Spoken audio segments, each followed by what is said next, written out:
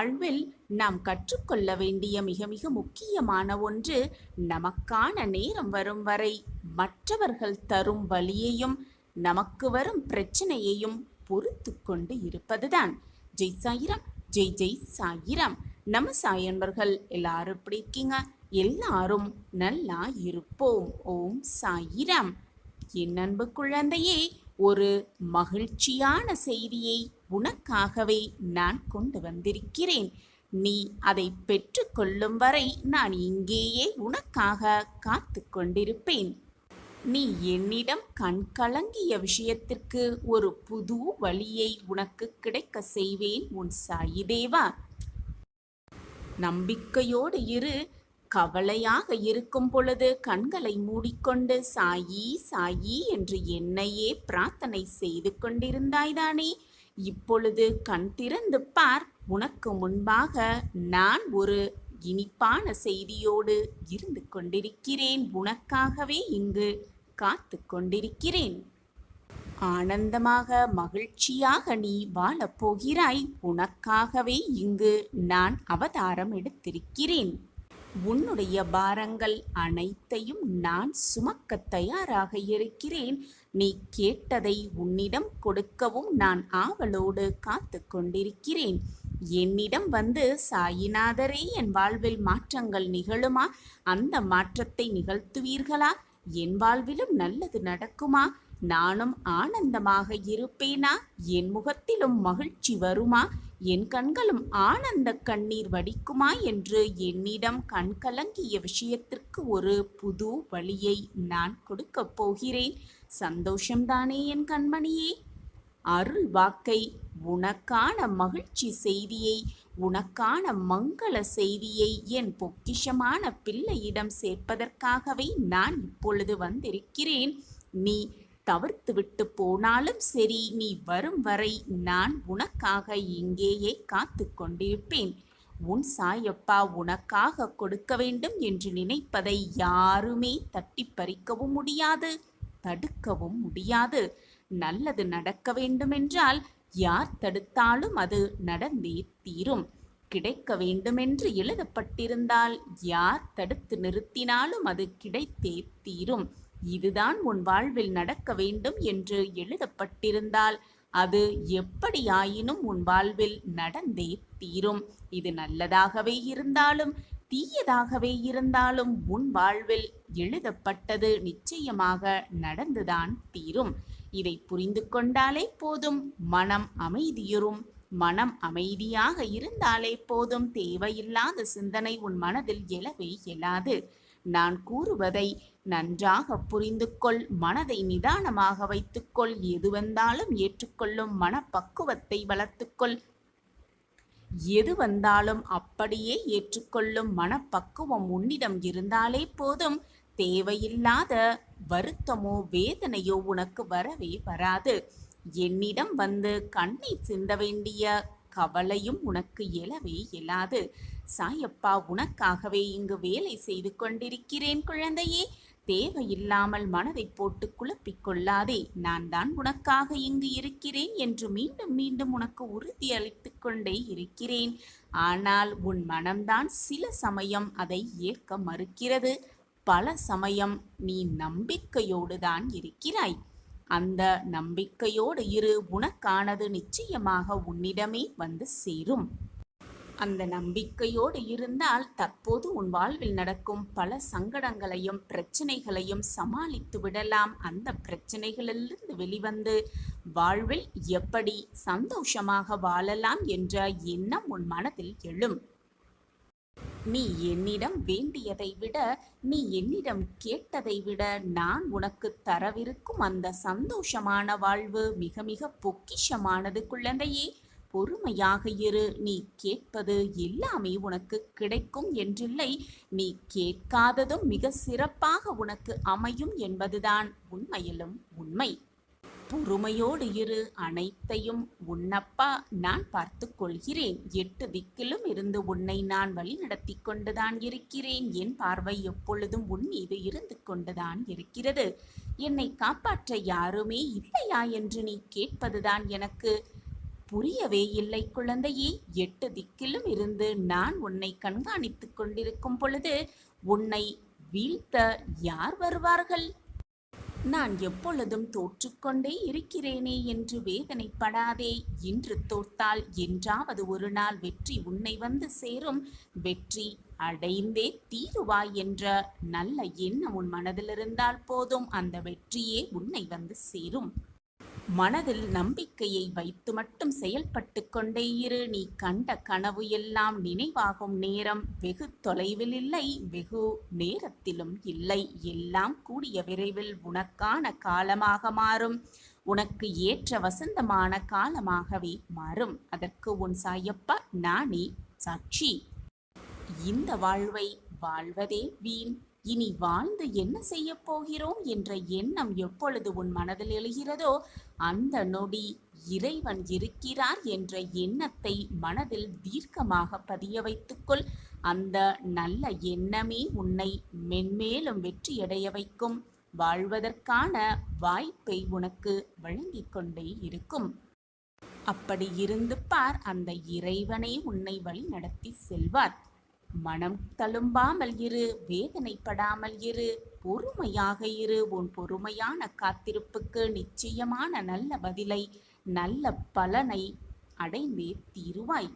நடப்பது எல்லாம் நன்மைக்கே, நடக்கப் போவதும் எல்லாம் நன்மைக்கே. இனி உன் வாழ்வில் நடக்கப் போவது, நடந்தது எல்லாம் நன்மைக்கே என்று தீர்க்கமாக நம்பு.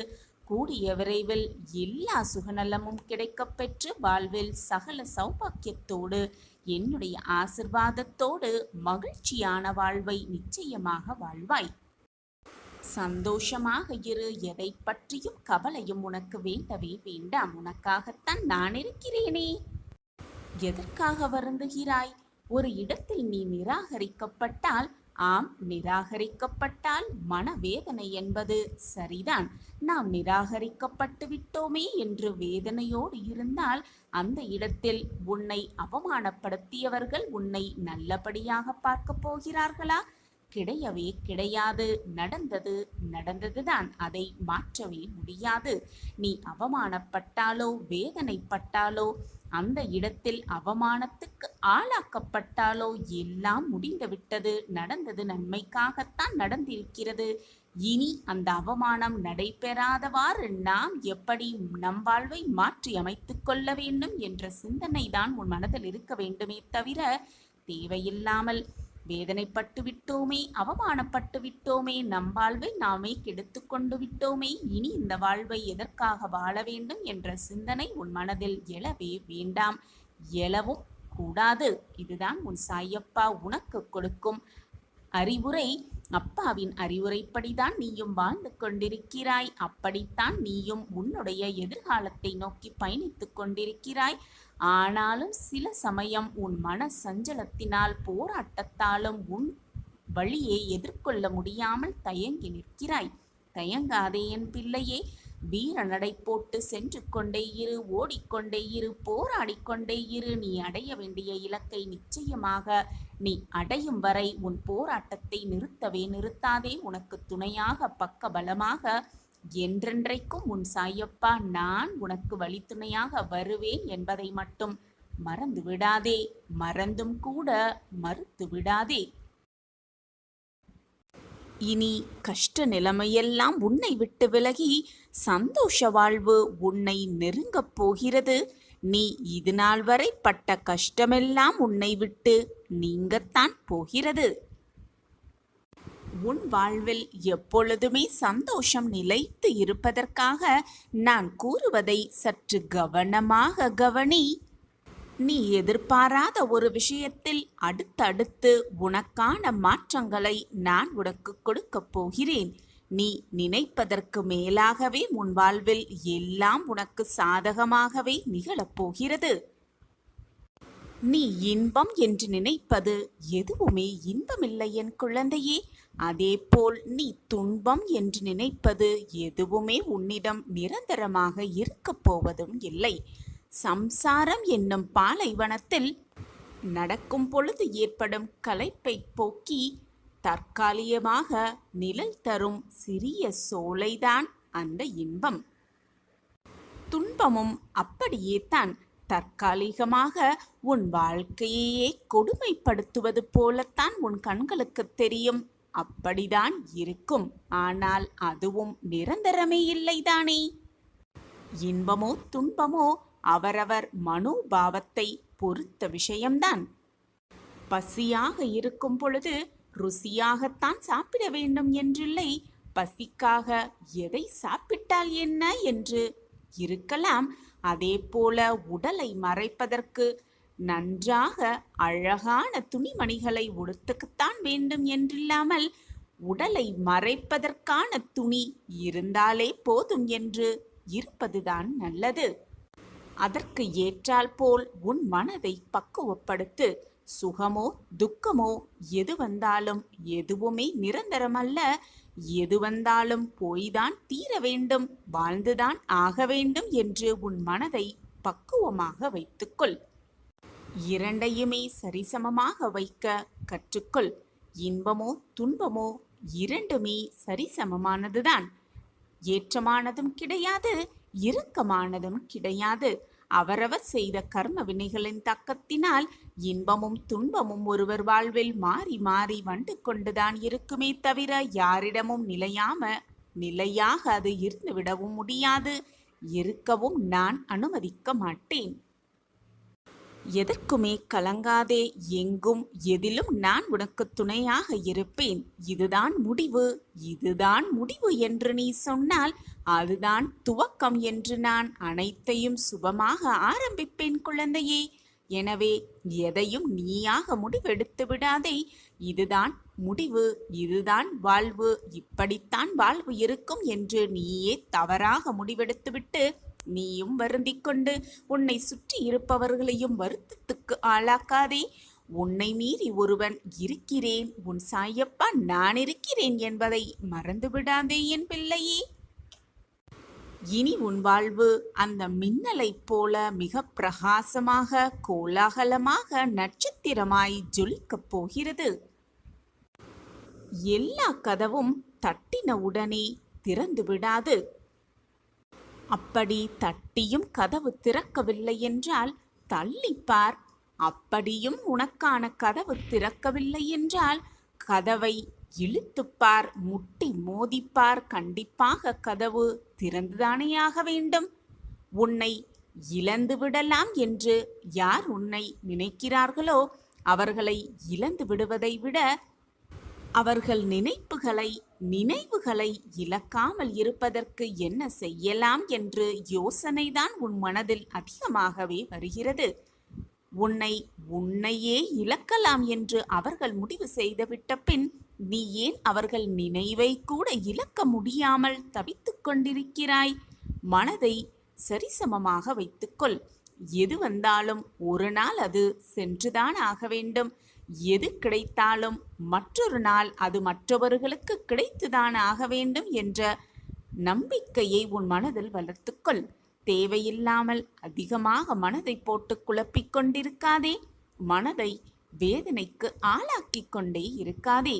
உன் கஷ்டத்தை மற்றவர்களோடு பகிர்ந்து கொள்ளாதே. உனக்குதான் உன் அப்பா இருக்கிறேனே. உன் மன பாரத்தை எல்லாம் என் காலடியில் கொட்டிவிடு. அனைத்திற்குமான தீர்வோடு உன் சாயப்பா உன்னை நோக்கி வருவேன். சர்வ நிச்சயமாக உன்னிடம் நான் அந்த தீர்ப்பை தருவேன். தைரியமாக இரு. முன்னேறும் பொழுது உன்னுடைய காதுகளை தீர்க்கமாக மூடிக்கொள். இல்லையென்றால் உன்னை சுற்றி எழும் சொற்களாலேயே நீ வீழ்த்தப்பட்டு விடுவாய். எனவே காதுகளை நன்றாக மூடிக்கொண்டு உன்னுடைய முன்னேற்ற பாதையில் உன் பாதையில் நீ சென்று கொண்டே இரு. மறந்தும் கூட எடுத்து வைத்த அடியை பின்னோக்கி எடுத்து வைக்கலாம் என்ற எண்ணத்தை கூட உன் மனதில் எடுத்து விடாதே. உன்னுடைய குறிக்கோள் என்னை அடையும் நேரத்தில் நீ இருந்து கொண்டிருக்கும் பொழுது எதற்காக வருத்தப்படுகிறாய்? அனைத்தையும் நான் சரி செய்வேன். அனைத்தையும் நான் சரி செய்து உன் வாழ்வில் மிகப்பெரிய அற்புதமான மாற்றத்தை உண்டு பண்ண உன் சாயப்பா உன்னோடு இருக்கும்போது உன் கஷ்டத்தை போய் ஏன் மற்றவர்களிடம் பகிர்ந்து கொண்டிருக்கிறாய்? நான் இருக்க உனக்கு ஏன் பயம் பிள்ளையே? கசப்பான அனுபவங்கள் தான் இனிப்பான வாழ்வை கொடுக்கும் என்பதுதான் நிதர்சனமான உண்மை. எனவே கசப்பான அனுபவங்களை, அவமானங்களை பொறுத்து கொள்ள கற்றுக்கொள். யார் ஒருவர் அவமானங்களை மறந்துவிடாமல் காப்பாற்றிக் கொண்டிருக்கிறார்களோ, நினைவில் வைத்திருக்கிறார்களோ, அவர்களுக்கு மிக பெரிய பொக்கிஷமான வாழ்வு காத்து கொண்டிருக்கிறது. அந்த வாழ்வில் வெற்றியடைவதற்கான வாய்ப்பு நிச்சயமாக அவமானப்பட்டவர்களை வந்து தழுவும். அந்த வாய்ப்பை மிக சரியாக பயன்படுத்தி கொண்டால் வாழ்க்கையில் மிக பிரம்மாண்டமான வளர்ச்சியை நிச்சயமாக காணலாம். அந்த வாய்ப்பை தவறவிட்டு விட்டால் வாழ்க்கையே வீணாகிவிடும் குழந்தையே. எதற்காகவும் கலங்காதே என் கண்மணியே. விபரீத ராஜயோகத்தை நிச்சயமாக நீ பெறுவாய். அதற்கு உன் சாயப்பாதான் சாட்சி. நான் உனக்கு செய்யாமல், என் தங்கமான பொக்கிஷத்திற்கு கொடுக்காமல் வேறு யாருக்கு நல்லது செய்வேன் என்று நீ நினைக்கிறாய்? எதையுமே தவறாக புரிந்து கொண்டாதே. உனக்கு என்று எழுதப்பட்டது, உனக்கு வர வேண்டியது, உன் வாழ்க்கைக்கு சேர வேண்டியது நிச்சயமாக உன்னிடம் வந்து சேரும். அதை உன்னிடம் சேர்க்க வேண்டிய பொறுப்பு உன் சாயப்பாவின் பொறுப்பு. அது எப்பொழுதுமே தவறவே தவறாது. வலிகளை பற்றியோ துன்பத்தை பற்றி மட்டுமே நினைத்து கொண்டிருந்தால் எந்த பயனும் கிடைக்கவே கிடைக்காது. வலியும் துன்பமும் ஒரு நாள் மாறிவிடும், நிச்சயமாக மாறிவிடும். ஆனால் உன் மனதை மாற்ற முடியுமா? நீ அதையே நினைத்து கொண்டிருந்தால் எப்படி உன் மனதை மாற்ற முடியும்? மாற்றி நல்லதை சிந்திக்க வைக்க எப்படி உன்னால் முடியும்? எனவே என் குழந்தையே, நினைத்ததை நினைத்து நினைத்து வருந்தி கொண்டிருக்காதே. முடிந்ததை நினைத்து நினைத்து வருந்தாதே. உனக்கு சேர வேண்டியது நிச்சயமாக உன்னிடம் வந்து சேரும். யார் தடுத்தாலும் அது உன்னிடம் வந்து கண்டிப்பாக சேரும். உன் துன்பத்தையும் சிறப்பானதாக மாற்றி யோசி. உன்னுடைய வலிகளும் இன்பமயமாக மாறிவிடும். உன்னுடைய துன்பங்களும் இன்பங்களாக மாறிவிடும். உன் எண்ணம்தான் உன் வாழ்க்கையாக மாறும். எண்ணத்தை எப்பொழுதும் நல்ல எண்ணங்களாக வைத்துக்கொள். தூய எண்ணங்களாக வைத்துக்கொள். உன் எண்ணப்படி எல்லாமே உனக்கு சாதகமாகவே முடியும். நான் இருக்கிறேன். எதற்குமே அஞ்சாதே, கவலைப்படாதே, வேதனைப்படாதே, கண்ணீர் சிந்தாதே. உன்னை உயர்ந்த நிலைக்கு நிச்சயமாக நான் அழைத்து செல்வேன். உன் தேவைகளை அனைத்தையும் நான் நிறைவேற்றுவேன். உனக்கான எல்லாமே கூடி வரும் நாள் மிக தொலைவில் இல்லை, நெருங்கிக் கொண்டே இருக்கிறது.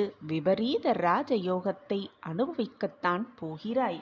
சந்தோஷம் உன்னை தொட பக்கத்தில் வந்துவிட்டது. விடியலுக்காக காத்து கொண்டே இரு. உனக்கான விடியல் உனக்காகவே விடியப் போகிறது. அந்த நல்ல நேரம், நல்ல காலம், நல்ல நாள் எல்லாம் கூடி வரும் பொழுது உனக்கு தேவையானதை உன்னிடமே நான் ஒப்படைத்து விடுவேன் என் கண்மணியே. கண்ணாடியைப் போல பிரதிபலிக்கிறது உனது வாழ்க்கை. தைரியமாக இரு. உன் அப்பா உன்னில்தானே இருக்கிறேன். எதற்காக இந்த மனக்குழப்பமும் வேதனையும் கண்ணீரும்? உன் வாழ்வில் ஏற்றத்தையும் மாற்றத்தையும் தரவே உன் சாயப்பா உனக்காக காத்து கொண்டிருக்கும் பொழுது நீ எதற்காக அனைத்தையும் நினைத்து கவலைப்படுகிறாய், வேதனைப்படுகிறாய், கண்ணீர் சிந்துகிறாய்? எதை இழந்தாலும் கலங்காதே. எது உன்னை விட்டு சென்றாலும் மனம் தளர்ந்து விடாதே. எது வந்தாலும் தைரியமாக இரு.